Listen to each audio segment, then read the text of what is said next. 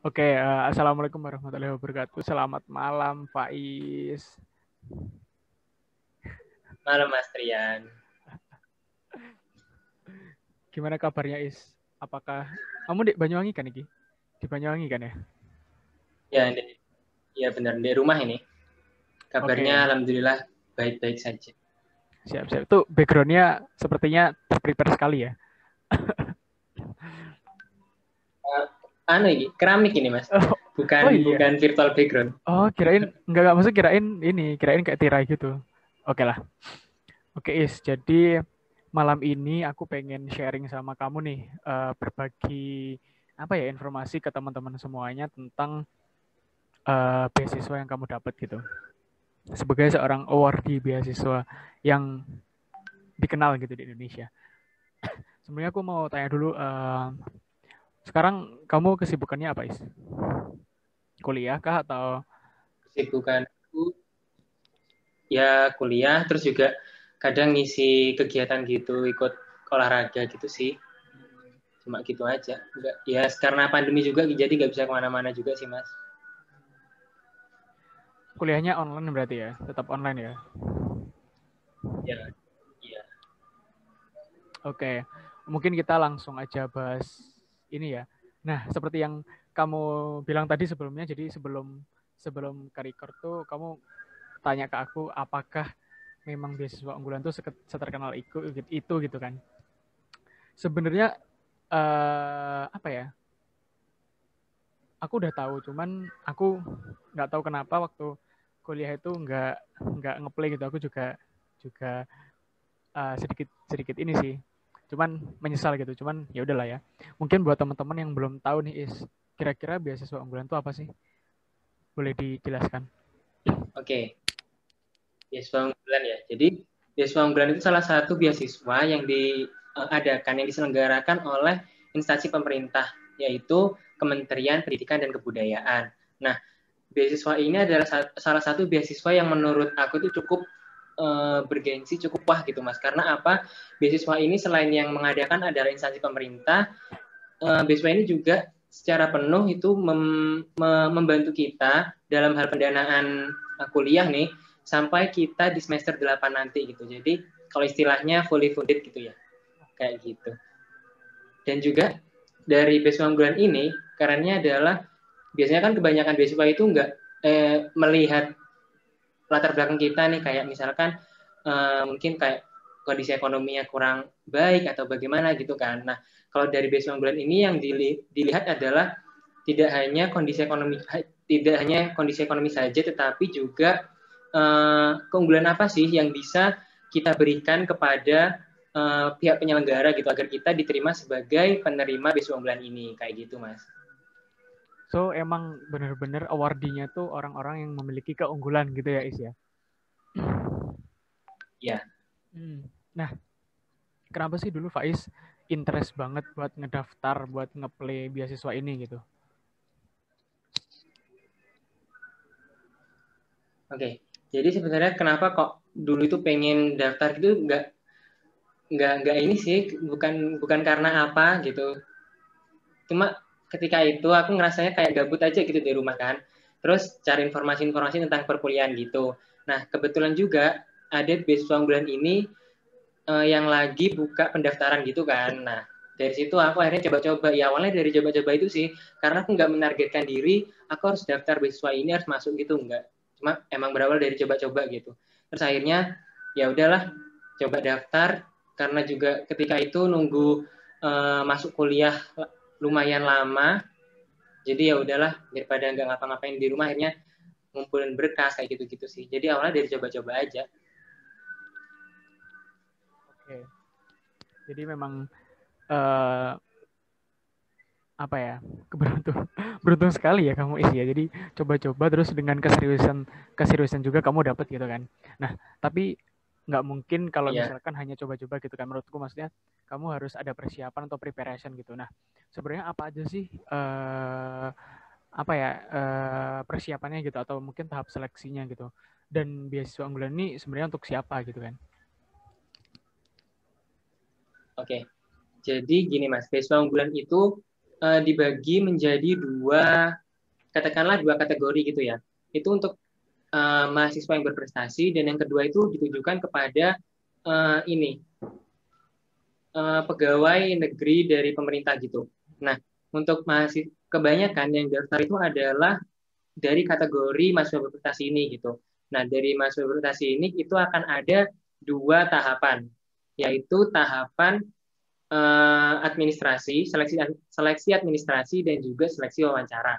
Nah, dari seleksi administrasi itu kita itu mulai harus ngumpulin banyak berkas nih Mas gitu. Cuma dari sini aku menyimpulkan ada dua berkas, satu golongan berkas berupa 3 tugas besar, dan juga satu berkas berupa perintilan-perintilannya gitu. Nah, untuk tugas besarnya ini dari tahunku 2019, kan aku diterimanya tahun 2019 nih. Dengan 2020 itu ada beberapa perbedaan Mas gitu. Kalau aku mungkin memberikan informasi tentang yang 2019 ya gitu. Soalnya sedikit aja sih perbedaannya sebenarnya. Kalau dari tahunnya aku itu berkas yang diseleksi itu ada 3 tugas besar, yaitu ada proposal rencana studi, kemudian ada esai, dan juga surat rekomendasi. Nah, proposal rencana studi itu apa sih gitu?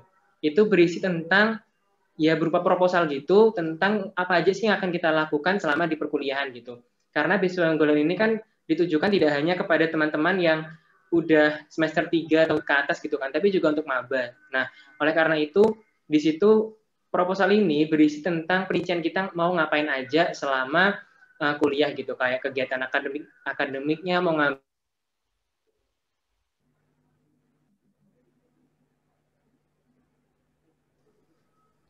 Nah, terus ada esai. Kalau esai itu lebih ke ini, bagaimana cara kita memberikan solusi terhadap masalah kayak gitu-gitu sih. Terus deskripsi dirinya kita kayak gitu. Jadi kurang lebih kalau aku melihat dari gambar esainya aku itu lebih ke arah kayak gitu sih, penggambaran diri dan juga pemberian solusi terhadap permasalahan yang ada di Indonesia gitu. Karena di strukturnya esai sendiri itu nggak tercantum gitu, harus kayak gini, baku kayak gini tuh enggak. Cuman kita itu harus membuat esai yang sesuai dengan tema, yaitu temanya dari tahun 2018, 19, dan 20 itu juga sama, yaitu aku sebagai generasi unggul kebanggaan Indonesia. Nah, kemudian yang tugas besar yang ketiga itu ada surat rekomendasi. Surat rekomendasi ini isi gitu yang diisi oleh sivitas akademik yang berhak mengisi itu adalah kayak guru atau dosen terkait dari instansi pendidikannya teman-teman gitu kan. Nah, jadi surat rekomendasi ini berisikan tentang kenapa sih kok aku sebagai pelamar gitu kan, aku sebagai pelamar tuh kok direkomendasikan, disarankan untuk diterima sebagai penerima beasiswa unggulan ini kayak gitu. Terus kalau untuk perintilannya, berkas perintilan itu yang ditanyain itu kayak berupa nilai. Kalau misalkan dari maba itu yang ditanyain itu ada nilai ujian nasional, ujian akhir sekolah, sama nilai rapot dari semester 1 sampai semester 6. Kayak gitu. Terus kalau yang mahasiswa ongoing itu dari semester 3 itu IPK minimal 3,5 pada skala 4 kayak gitu. Terus juga nanti ditanyain kayak KTP, terus sertifikat yang dimiliki apa aja kayak gitu. Nah, sertifikat ini nanti ada 3 golongan. Ada sertifikat penghargaan, kemudian ada sertifikat pengalaman organisasi ataupun kepanitiaan, ataupun kegiatan relawan lain, kemudian juga ada sertifikat kebahasaan gitu Mas. Nah, tadi kan aku udah bilang kalau misalkan beasiswa unggulan ini ditujukan kepada teman-teman yang memang unggul gitu. Nah, unggul di sini bukan berarti teman-teman harus punya nilai yang bagus, punya prestasi yang bagus gitu. Tetapi teman-teman itu hanya perlu memberikan bahwa ini loh aku unggul dari segi ini. Tidak perlu prestasi akademik, tetapi juga non akademik bisa kok kayak gitu. Kegiatan olahraga, kemudian kalau misalkan teman-teman aktif di dalam organisasi, contohnya pramuka ataupun palang merah itu kan nggak banyak nih ya lombanya gitu. Nah itu teman-teman bisa kok melampirkan sertifikat tersebut sebagai berkas kelengkapan untuk mendaftar beasiswa unggulan ini kayak gitu Mas. Nah Tadi kan aku juga bilang kalau misalkan di tahun 2019 dan 2020 ini ada sedikit perbedaan. Perbedaannya itu sebenarnya sedikit, yaitu ada tidaknya proposal dan juga ujian nasional. Jadi kalau kemarin itu di tahun 2020 untuk mahasiswa S1 bukan tidak diwajibkan, tapi tidak ada proposal rencana studi nih Mas gitu. Jadi hanya berupa 2 tugas besar kalau dari aku nih, yaitu esai dan juga surat rekomendasi. Nah kemudian karena kemarin itu juga tidak ada ujian nasional di angkatan 2020, oleh karena itu kolom ujian nasional itu juga dihapuskan kayak gitu. Itu digantikan sama ujian akhir sekolah dan nilai rapot. Kayak gitu sih gambarannya kurang lebih tahapan-tahapannya untuk seleksi administrasi. Kemudian kalau misalnya kita udah lulus seleksi administrasi, kita langsung seleksi wawancara. Setelah seleksi wawancara nanti kalau misalkan kita dapat lampu hijau lagi, kita langsung tanda tangan kontrak. Kayak gitu, Mas. Mantap. Mantap. Jadi memang perjalanannya juga panjang ya, Is ya, buat ngedapetin beasiswa unggulan ini gitu. Nah, mungkin ini Is, kan tadi ada perbedaan antara 2019 sama 2020 kan, berarti otomatis ada pembaruan gitu kan. Nah, mungkin buat teman-teman yang mau tahu informasi-informasi itu bisa dilihat di mana sih? Websitenya atau mungkin apa gitu? Oke, jadi kalau sebenarnya dari angkatanku 2019 itu nggak ada, ketika itu belum ada media sosial yang memberikan informasi konkret, Mas, bukan konkret sih, kayak khusus untuk beasiswa unggulan gitu loh, Mas. Nah, jadi kalau misalkan mau cari informasi tentang beasiswa unggulan ini hanya ada 2 opsi ketika itu, dari websitenya beasiswa unggulan sendiri dan juga Instagramnya Kemendikbud. Nah, akan tetapi di tahun 2020 ini alhamdulillahnya adalah sudah ada media yang digunakan untuk menyebarkan informasi gitu selain website. Kalau website teman-teman bisa langsung cek di beasiswaunggulan.kemendikbud.go.id. Di sana teman-teman bisa cari informasi dari sana. Kemudian teman-teman bisa juga follow Instagramnya puslabdik_dikbud pakai P, puslabdik_dikbud. Nah, di sana itu banyak informasi tentang beasiswa. Terus juga, jadi sebenarnya Puslabdikbud ini adalah pusat layanan pembiayaan pendidikan. Jadi kayak divisi Kementerian Pendidikan gitu ya, yang mengatur tentang kegiatan beasiswa ya kayak gitulah gitu. Nah, selain itu juga sebenarnya teman-teman itu bisa mengikuti akun sosial Instagram dari komunitas-komunitas Awardee BU gitu, karena masing-masing wilayah itu ada komunitasnya gitu loh Mas. Jadi di sosial media itu biasanya menyebarkan informasi-informasi itu gitu. Kalau misalkan dari aku pribadi nih, ketika itu aku dapat informasi beasiswa unggulan ini dari BU Jember dan juga BU Malang. Mungkin teman-teman bisa cek di Instagram bu.malang kayak gitu. Siap. Berarti memang sekarang informasinya sudah banyak banget ya, kita bisa dapatkan dari berbagai macam media gitu. Oke, Is. Nah ini ya. Mungkin kan tadi ada beberapa rentetan seleksi ya, dari mulai berkas sampai wawancara. Nah, menurut Faiz, mana sih seleksi yang menurut Faiz itu paling sulit gitu untuk dilalui, dan dulu gimana trik Faiz untuk melalui itu? Oke. Kalau aku sih yang paling sulit ketika itu tahap administrasi sih, karena lumayan banyak gitu yang harus disiapkan.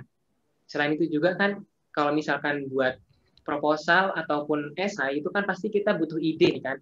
Nah, yang sulit sih aku ketika itu adalah mengumpulkan ide, karena ya baru lulus SMA gitu kan, terus masih belum tahu apa-apa pandangan tentang kuliah itu ngapain aja, jurusannya aku itu akan penjurusannya kemana kayak gitu kan. Lah, kalau aku sih ketika itu membuat esai dan juga proposal yang sulit, yaitu dari segi pembuatan pencarian ide gitu, motivasi gitu. Kalau misalkan dari kayak struktur gitu-gitu sih bisa cari di internet gitu, soalnya kan ya perkembangan teknologi juga kan dimudahkan untuk mencari struktur proposal kayak gimana, terus esai itu yang baik seperti apa gitu. Terlebih lagi di beasiswa unggulan ini tidak ditentukan kalau misalkan kita harus menulis proposal ataupun esai yang harus kayak gimana, harus baku kayak gini gitu, enggak.